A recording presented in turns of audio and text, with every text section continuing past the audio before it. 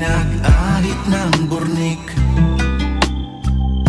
Ang daming sumabit nang hinurin mo aking puwet.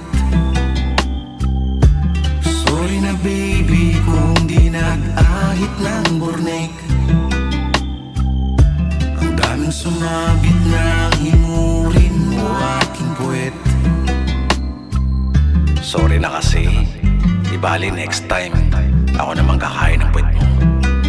Lagyan natin ng liver spread, tapos didilaan ko ng parang tukotang gutom. Kung di mapapatawad ako'y luluhod. Di ko alam na lalampas ka sa aking itlog. Patay kasi ang ilaw kaya sobrang dilim. Kakaiba ang texture parang sapin-sapin. Di naman kita pinilit kaya wag nang magalit ka. Kantutin na lang kita parang manyak na itik. At sigurado na ang saya mo ay manunumbalik. Tamod ay ipuputok sa'yo mo kahit tatalsik. Sorry na baby kung di nag-ahit ng burnik. Ang daming sumabit nang hinurin mo aking puwet.